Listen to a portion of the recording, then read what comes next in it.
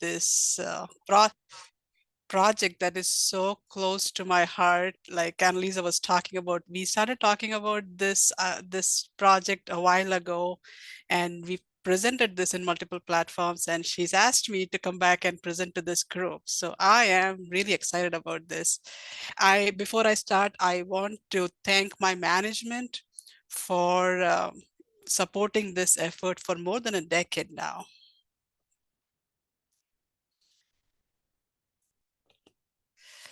Here is my quick agenda for today's talk. Um, these efforts span more than 13 years, so I'll be weaving in and out of history, and hopefully I can showcase some of the highlights of what we've done and how we plan to use and what our next steps are.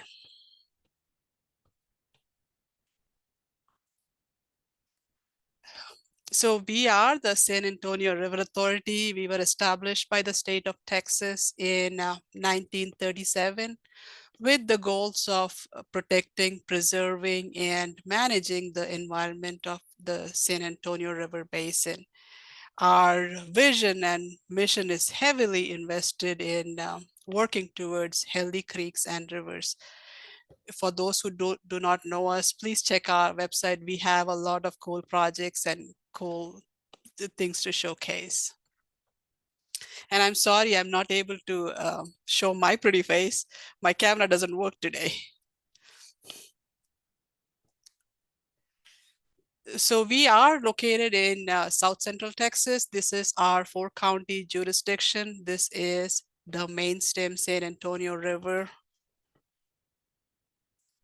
Zooming into our jurisdiction of our 4 counties, Bear, Wilson, Karnes, and Goliad.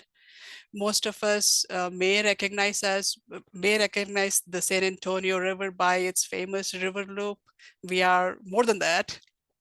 The San Antonio River starts closer to downtown in San Antonio and travels more than 240 miles. As the river goes downstream, we see a more natural shape of the river, like what you see here. The river eventually merges with another major river, the Guadalupe River, and empties to the bay. The bay is a little interesting ecosystem because it is the breeding grounds for majestic 6 feet tall whooping cranes that come all the way from Canada to feed on the blue crab and raise their young. So it's very important that the river is protected and managed in a sustainable way. Moving on to the core of the topic today. What you see here is a screenshot from our watershed water quality viewer. This data, this viewer is maintained by our environmental services department. And what you see here is the assessment of the streams. This is the current most latest assessment of the streams by TCEQ. The segments that are in green are the ones that meet criteria for contact recreation, for primary contact recreation. And E. coli bacteria is the standard at 126 number per DL is the standard for E. coli for primary contact recreation. If the levels are at or below the primary standard, they meet, those are the ones, those segments are the ones in green. The orange and the red are the ones that do not meet the standard. We have similar maps for other constituents on this water quality viewer. Also in my lifetime here, I've seen several of our streams in the urban watershed that were meeting criteria. Moving on to the impaired or the concern criteria. For example, the Leon Creek here, main stem, is an example of what I'm just talking about. So it is concerning to see how some of these stream segments are moving on from the meeting criteria list. All of our streams are measured against the most stringent standard for contact recreation, that is 126 number per DL. We have other standards in the state. They are based on use. The one is the most stringent standard, and that applies to uses of the streams, such as that involves significant risk of ingestion of water. We all know that the stormwater runoff is one of the main sources of pollution or impairments in our water bodies. What you see here is a graph of flow in a section of the stream in blue, and concentrations of E. coli collected at various times at the same location. What we see here is when the flow goes up due to a rain event, the concentrations of the bacteria or E. coli also goes up. And this is a trend that we commonly see at our monitoring stations. I briefly talked about the Leon Creek watershed. This is one of our rapidly developing watershed in Bexar County. When we studied this watershed almost 20 years ago now, the impervious percentage was pretty low. And I know this is hard to see. The cooler colors are the nicer colors. They are low impervious percentages. For example, the blue are the less than 20%, and the warmer colors like the orange, the red are the high impervious percentages. We studied the impervious cover again in late 2017. We can see a lot more warmer colors, more reds. The reds are 60 to 80% impervious cover. So it's a lot of impervious cover for the watershed.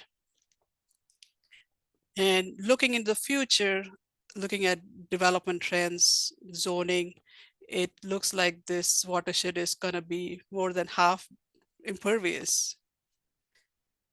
And it's not too far away.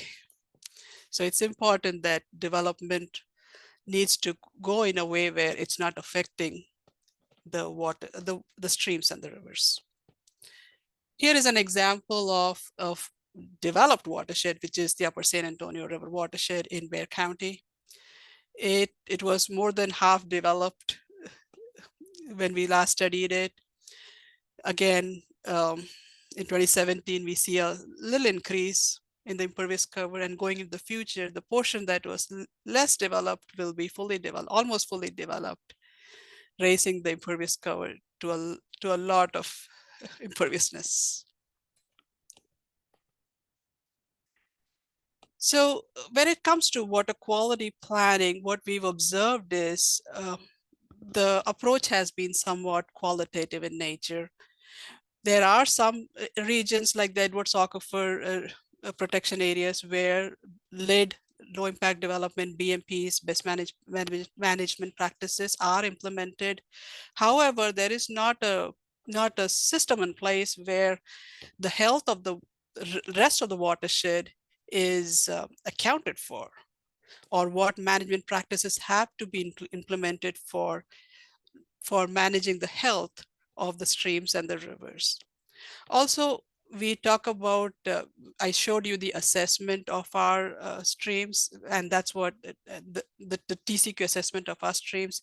And those assessments are primarily based on monitoring data. And the frequency of these monitoring is about 4 to 6 times a year. And there are only so many locations that we can monitor this. It's not feasible to monitor at all the times and all the places.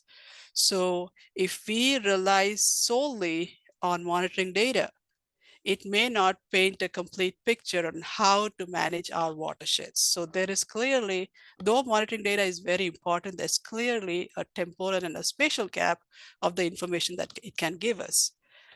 Knowing this, we embarked on a very rigorous process more than a decade ago. And we felt that we need to study the watershed beyond what monitoring data alone can explain.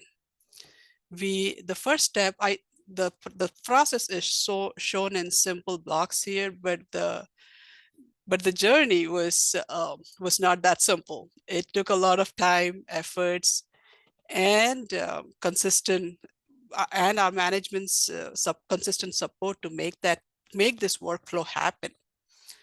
So the first step that we identified was the need of a model. A model is like a tool in a toolbox. There are many models out there. Which one is the one that is more appropriate for us? So that's the first step we did. We studied the models out there and picked the one that would fit our needs better. And some of our criteria were it should be non-proprietary. It can handle comprehensiveness of the watershed, and it should be able to do continuous simulations so we can closely replicate what happened in the watershed with time. And it should have a long, and also it should have a long history of application. So we don't become the R&D of the model, but there's enough R&D out there that we can use, learn from them and apply it to our watersheds. So the model that we picked was HSPF. HSPF stands for Hydrologic Simulation Program, Fortran. It's an old EPA program, but it still stands the test of time.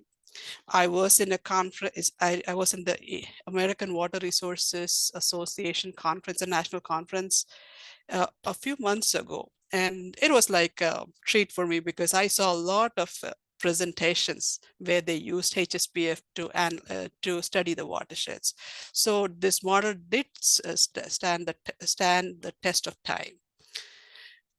We also worked on or developed a number of tools to help us answer the questions.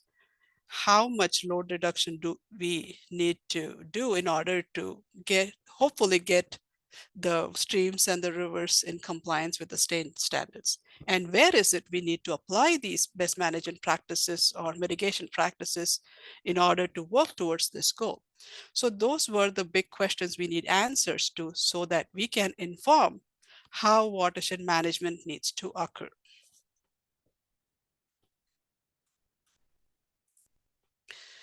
My team, I led this project on the Sarah side. We had we had a good team of folks from environmental services and ecological engineering, awesome folks who helped me through the process. Our consultants were LAN and Respec.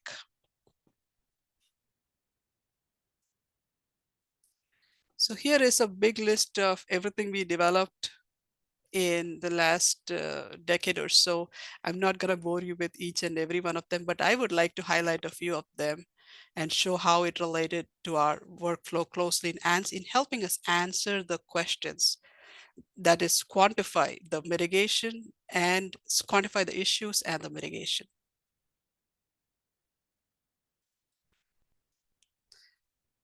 One of the products that we developed was a very comprehensive modeling standard.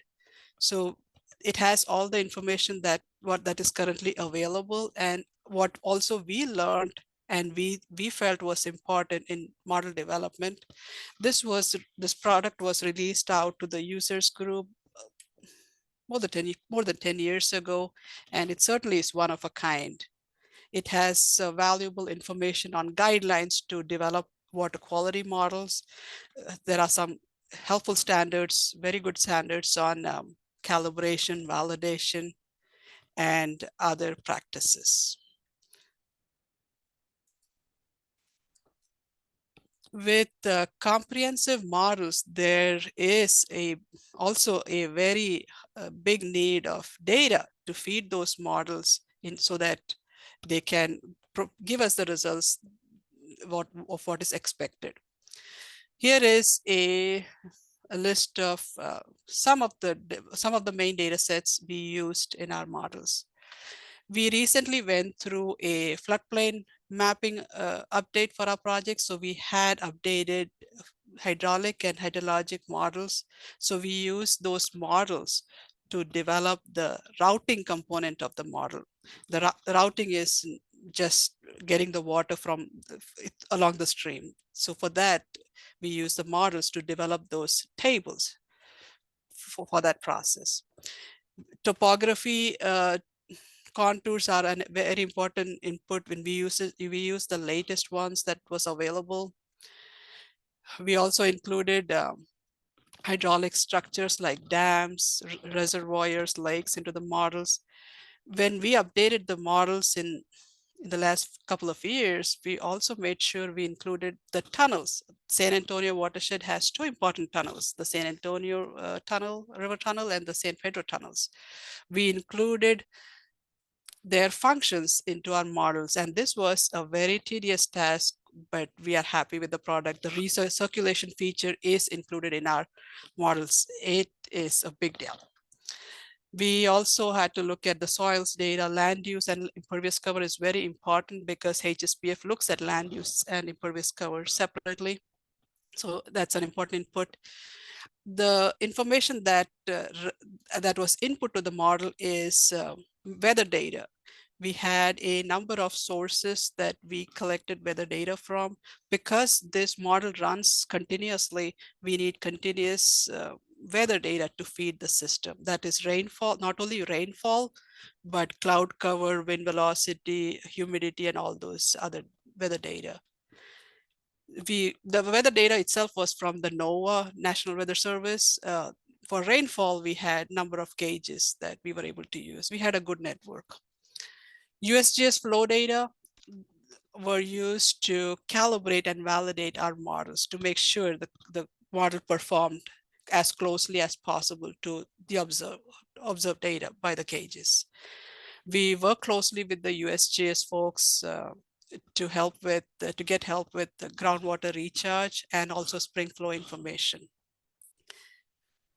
Our environmental services department has data for the watershed. We worked with them, and the water quality data was used also to calibrate and validate the models. Any wastewater effluent data in the watershed was included in the model because they form a source of point source into the model. We collected that information from SAWS and TCEQ. We also worked with SAWS as San Antonio Water System in coming up with a methodology to incorporate sanitary sewer overflows, influence of that in our models. And for areas that did not have sanitary sewer overflows, we came up with a methodology to include septic system failures because they can also add to the water quality conditions in the streams. I would like to recognize our environmental services folks. In addition to all the data that they collect, they also went a step ahead and collected data during the storm event. That's what you see in this graph here, where they collect the sample before the storm event occurs, and then as the storm progresses, they would collect along the rising limb closer to the peak and the falling limb. This kind of data is very important for us to validate, to help us validate our models and calibrate better and validate our models. So that this work they've been doing, this extra work they've been doing since 2012, the lab works with them and prepare themselves to handle the extra influx of the data of the samples. They process for the data, and that the data goes through our QA/QC process and the data management process, all to help to give me the extra data that I can use to help validate and calibrate the process. Our upper portions of the watershed are a little interesting because some of them have the Edwards aquifer drainage and recharge zones. So we came for this time around from an update from our previous models. We did include losses in our models, especially for these areas that of the drainage and the contributing and the recharge zones of the Edwards aquifer. It was not an easy process, but we were able to get good calibration with the loss included. So once we develop our models and are satisfied with our calibration, I say satisfied with our calibration because it can be a lifelong process. So we have to we have to see if the calibration results make sense, and we run a number of statistical tests to make sure the data makes sense and the models are good quality models. Here is an example of our test. This is a comparison of observed data and simulated data, model data at, at the San Antonio River and one of the USGS gauges. The blue is the simulated and the red is the simulated or the model data, and the blue is the observed. We can see that's a good correlation between both those data sets. So once we have confidence in our hydrologic component of the model, we go ahead and turn on the water quality engine and calibrate and validate for water quality. Here are screenshots of some of our water quality constituents in our watersheds. This is for E. coli bacteria. It's a 9-year simulation period. The dots are the data, are the observed data. Here is a graph of total phosphorus with time, and this is dissolved oxygen with time, along with the graphical representation of the data, the measured and the modeled and the observed data. We also do a number of statistical tests by pairing the observed and the model data to make sure it's not just a garbage in, garbage out process, but it's a thorough calibration process. After the model developed, here are some of the tools that I would like to talk about. This was the first tool that we developed and released to our user community. It's a national community. And till date, we get acknowledgments from users around the nation for developing this tool. This tool is primarily used to handle large data sets from HSPF that the available tools in the HSPF basins are not, they don't suffice the need. And it has a number of functions that can be used to help process the data. Um, I briefly talked about the conference I was in a few months ago, and they did recognize us and they asked if you're going to develop any more. So it's a good validation that people around are using the products that we developed, and we made sure that our products were non-proprietary, so anybody can download and use as needed. The second important tool that we developed was the load reduction tool. What this tool does, it takes the base HSPF model and it takes information from the user, like what standards do you want to measure the stream against to calculate the load reduction. Given all that information, this tool on the background can iteratively run and develop a report of what load reduction of various pollutants you need in order for the stream segments to meet the user defined standards. If one were to do it manually, it would take a very long time and there is a high chance of making error, but this tool is something that can be easily used by HSPF users to run on the background and produce those results. This again was released to the community in around 10 years ago. Our third and very important tool was the BMP tool.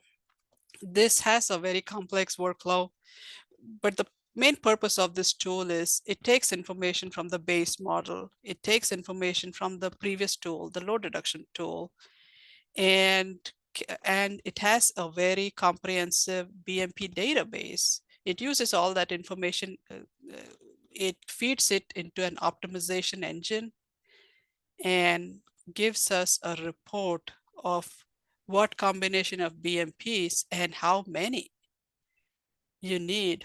In other words, what amount of mitigation you need in order for the streams to target those load reductions. This is a screenshot of one of the spread of worksheets for the BMP database, and we keep it updated. The last update was a couple of years ago, where it the physical so the BMP tool processes the does the physical processing of BMPs in its simulation. So it's not just a straight reduction, but it does the physical processing, and that's why drainage area, the physical character like the shape, the sizes, they are all an input to this database. Also, if the VMPs are in treatment train, that can also be simulated with this VMP tool. It also includes removals for various commonly used BMPs, and the data for this, we used existing local data where possible. We use, if we did not get enough local, we found some regional and some international data BMP database to populate the various worksheets for this BMP database. So one of the outputs of the BMP database is a graph like this, and each point here is a simulation point. Each point here shows the combination of BMPs that can achieve a certain reduction and the cost of getting that reduction. So if we were just to pick any combination, for example, this point here, we would be paying more as opposed to a combination that's on this cost-effective curve, and we would be paying less to get the same amount of reduction. That's the beauty of this BMP tool, that it optimizes, because it does the physical processing of the BMPs through the simulation period. It is able to optimize and get us the optimal results on this cost-effective curve. We also see that BMPs do not disinfect the water. There is a threshold of how much BMPs can treat. And based on our experience, this is on what we've seen, this is what it's less than 50%. So yes, BMPs help, but there's not a linear function all the time between improvement and the amount of BMPs implemented. Hold that thought in mind, because I'm going to touch on that again. So given the models, the comprehensive models that we built and ran, and the results from the tool, we are now able to classify the watersheds into 5 main categories. The subbasins in green are the ones that meet, if you look at the geometric mean throughout the simulation period, they meet the standards. So the subbasins in green account for 50% of the watershed. The subbasins in blue, if we were to take the period, the data associated with storm event and 3 days after the storm event, I'm just going to call it high flow for simplicity.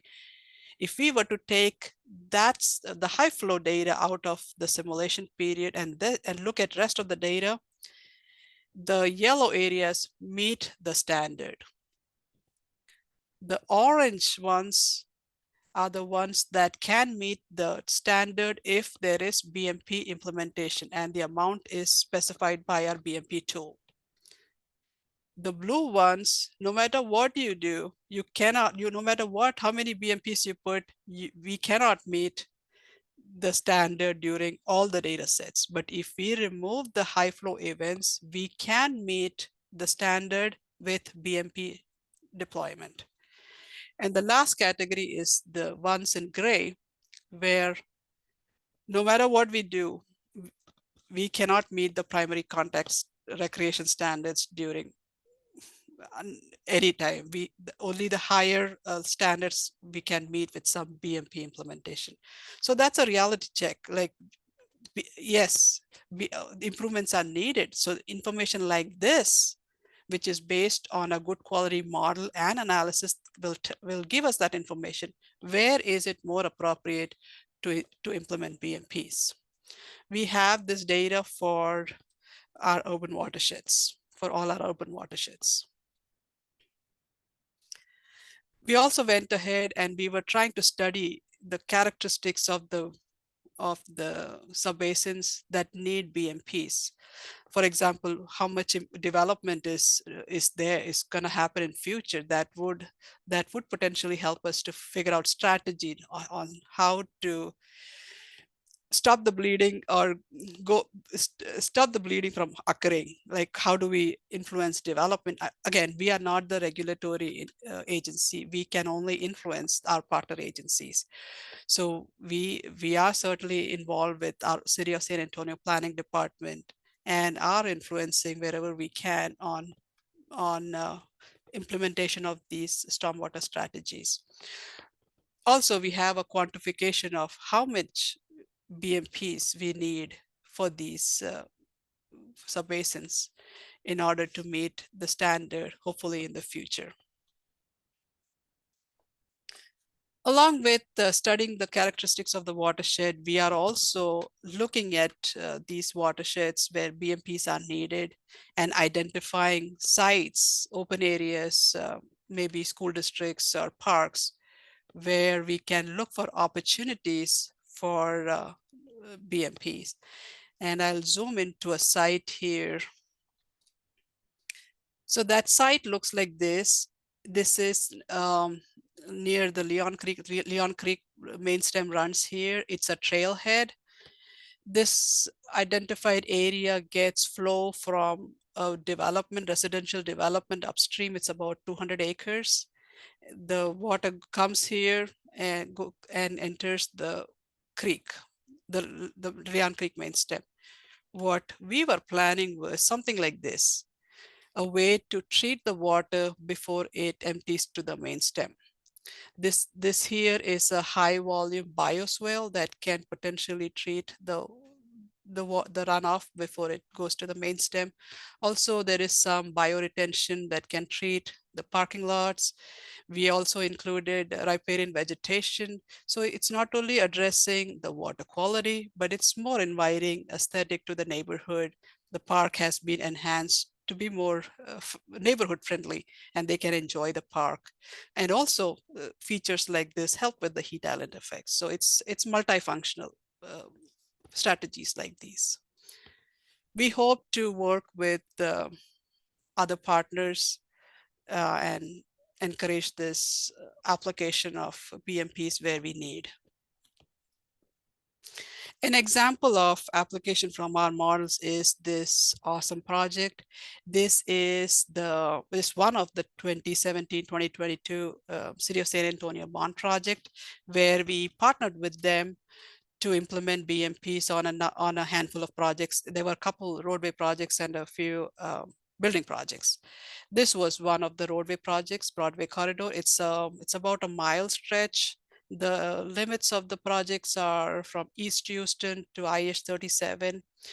This section of the city was planning to redo the street, and we found this a perfect opportunity because it's a heavily used street that connects to downtown. And the project team worked very well in identifying areas that could implement lid, and the type of lid features were bioretention and permeable pavement. There were a lot of constraints, but like I said, they did an awesome job uh, implementing it wherever feasible. This is still in construction, and I can't wait for it to get done. And I think sometimes in June timeframe, this project should be done. It's going to be beautiful. Ongoing task, we are currently working on the Cibolo Creek watershed. Cibolo Creek is a big watershed, like 4 or 5 times larger than the other watersheds I've shown you before. An interesting part about this is a good part of the watershed is in the contributing and the recharge zone. It's very important how development is occurring there, because it influences our drinking water and people around us. So we hope to work closely with Edwards Aquifer Authority, and we're already working together with them to get subsurface data from them, so we can better understand and parameterize our subsurface layers from the information they have. Also, this Cibolo Creek watershed has a lot of impairments. The red always means bad.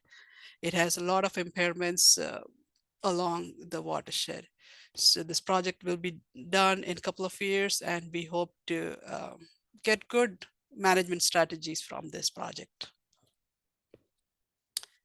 We've presented this work to a number of agencies, and we plan to spread the message. We've published our work in a number of newsletters. We've received a few awards also. There is a lot of recognition for this work, and I'm hoping that other agencies also look at water quality more closely and manage and are able to manage stormwater based on best science. Most of our products are available on our website. They are also available on BRWM's website. Even our consultant RESPEC, RESPEC, they also host our tools. If not, y'all can always reach out to me, and I can certainly help share the information. I think that's all I have, and I'm looking forward to a lot of questions.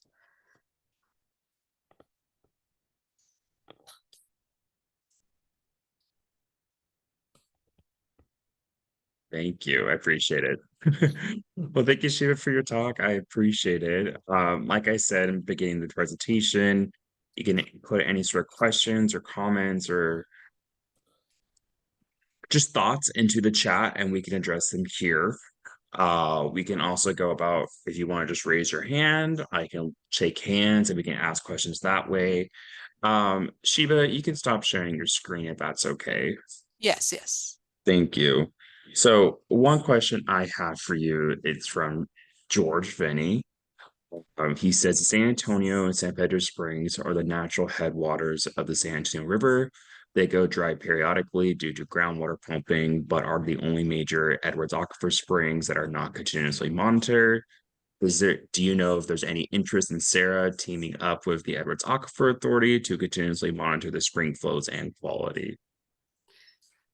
I think that is a very important thing to do. I have not seen any talk about that internally or with my conversations with EAA, but I would like to bring that up because that our Edward Aquifer is an important resource.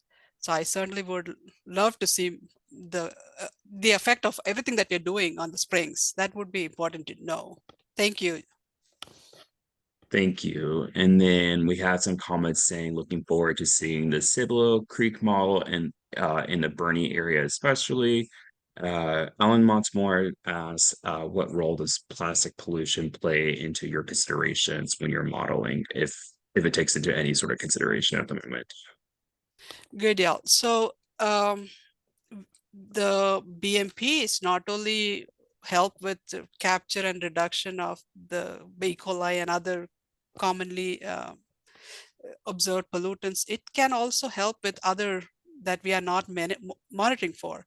The BMP goals are really very a lot. So I'm hoping that with the way we are moving forward, we can also alleviate other pollutants that we are not currently monitoring for.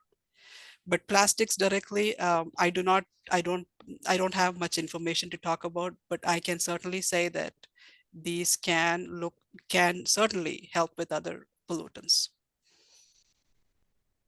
Thank you for that. I appreciate it. That's all the questions on the chat at the moment. Annalisa has a question. She has her hand up. Yeah. Yeah, I was just wondering, Sheba, so, uh, will we be able to also use your modeling to look at BMPs to, mitigate flooding? That's a good question. That's a question that internally also we are talking about. The types of BMP I'm looking at, they are smaller in size. If they are big, like something we do with a big detention pond, yes, the answer is yes, it can be. Thank you for that. Um, I know you showed us a variety of different data sources that go into the modeling aspect side of things. I was curious for my own personal being, what was the most difficult data to acquire on your end? Do you really want me to talk about that?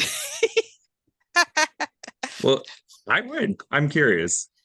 Well, you know, thankfully, it was not hard at all. All of the data sets, our partners have been awesome, be it SOS or City of San Antonio. City of San Antonio, we had to go and I wanted to see how the tunnels function, gather all the data, and they were so friendly. They provided all the data, gave me a tour. So luckily, I have not had much challenges. So I've been awesome. I mean, everybody has been awesome. I've been lucky.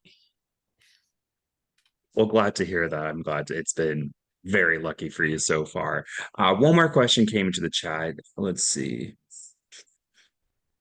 How much does suburban housing development contribute to impervious cover? It looks like it's a three-part question. So we'll just go one by one. So the first question, do you have any idea how much does suburban housing developments contribute to impervious cover?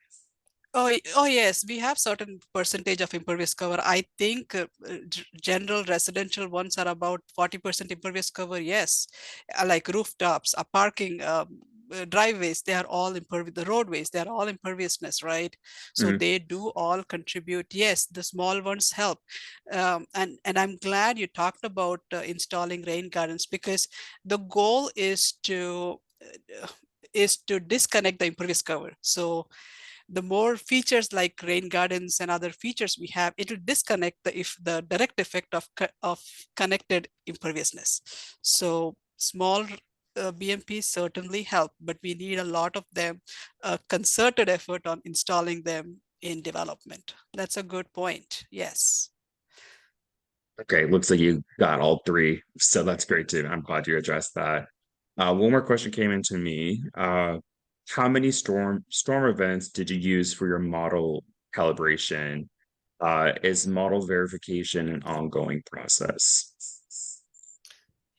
Yes, so what we did is we use continuous rainfall data. So the rainfall input was like hourly every hour from 2011 through 2019. So it's hourly data all the way from 11 to 19. So all the storm events that occurred between 11 and 19 were part of the simulation because it was continuous simulation and hourly time step for the simulation. And is there model verification? Is model verification an ongoing process? Yes, that is something our management also is talking about. Like we implement the BMPs, right? How do we measure? How would we measure the success as time progresses? Yes, yes to all of them. And again, whatever lessons we learn this time, we'll incorporate in when we update the models again in future. Yes. Thank you. Anyone else have any other questions, comments? Okay, one more question. Can you speak more about the process for water quality model calibration as opposed to hydrology model calibration? Good deal.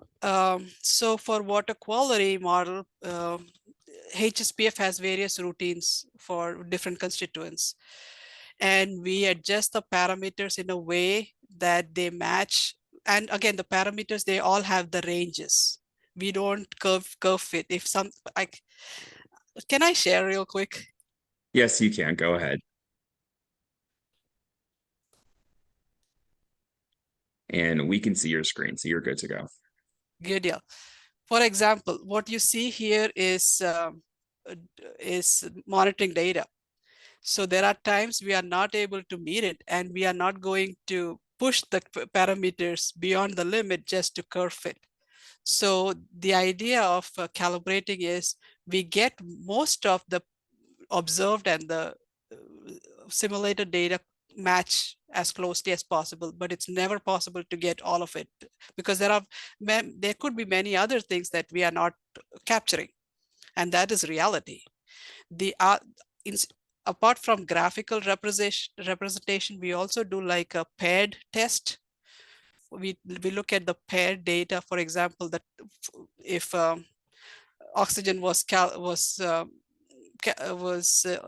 collected on May of 2015, we looked at the simulation data on the same day and see what is the difference.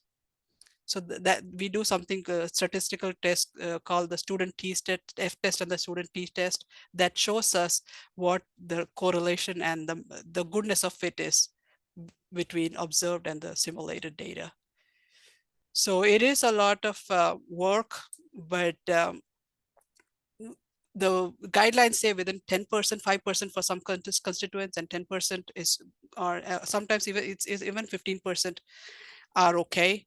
We try to remain within that guidelines of matching with the observed data. Did that help?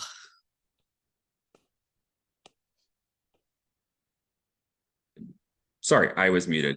I believe that answers the question. Bryant, if you need more clarification on that, feel free to shoot me another chat. I have 3 more questions. I'm going to close it out after these 3. But any other additional questions that we don't address here, feel free to still send them and we can address them offline. Michelle Garza asks, how will future rainfall projections, taking into account climate change, affect your modeling? That is a good question, Michelle. It's a really important question.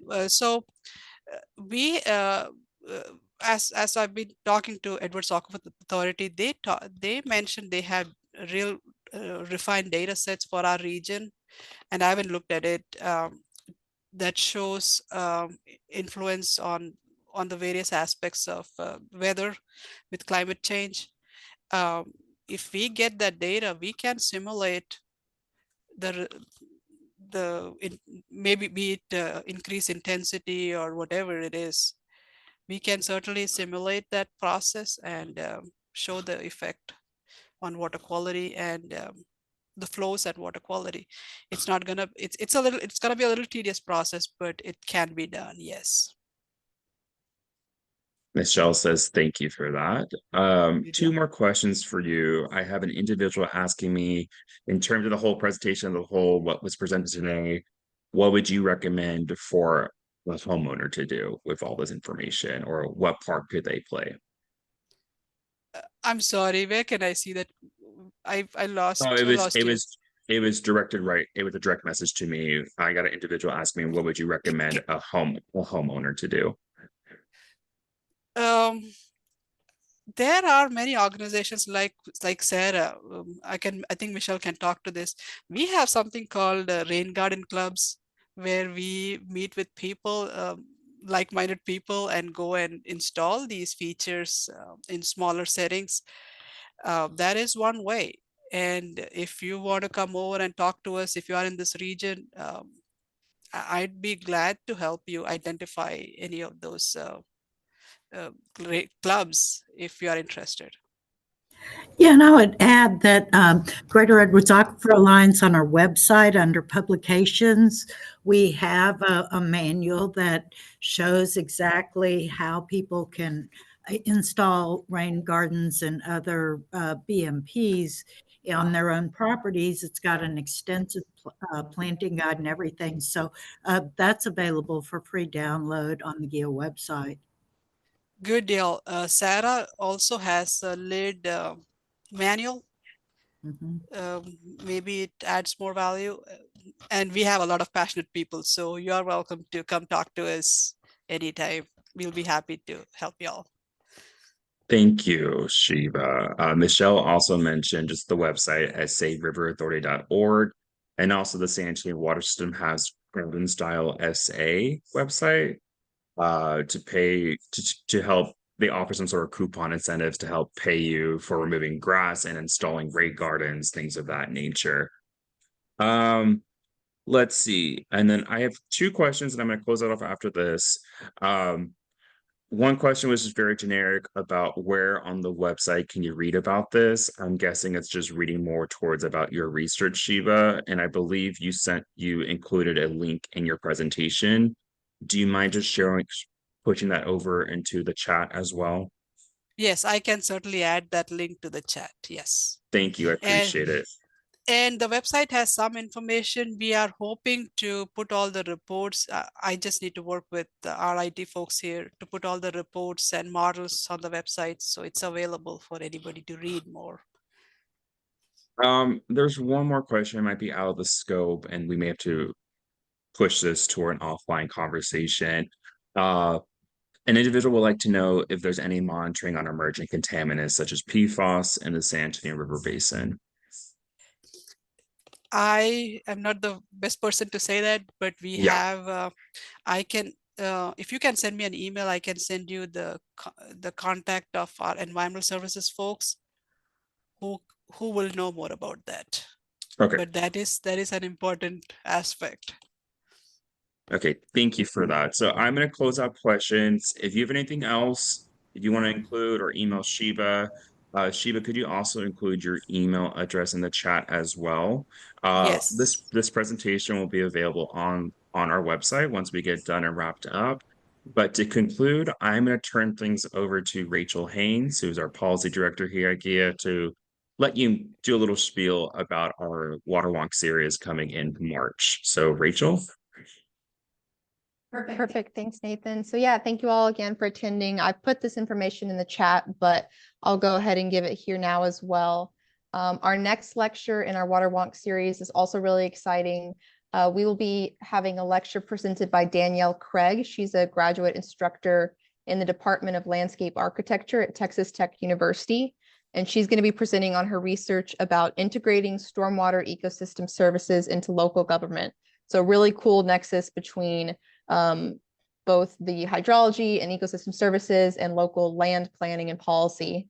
Her research focuses on key indicators for stormwater ecosystem services in the comprehensive plans and land development regulations in the Austin-San Antonio corridor. And she highlights that the rapid urbanization in the corridor has significant implications for both quality and quantity of stormwater, and that her findings can be used to guide advocacy for enhancing ecosystem services in local law and policy. So another really exciting Water Wonks coming up next month. You can register at the same place you've been registering starting tomorrow morning. So we really look forward to having you all there in a month. Awesome. Thank you, Rachel. I appreciate that. So I'm going to leave the Zoom open for a couple more minutes just because there's been a lot of information, links passed along this group chat.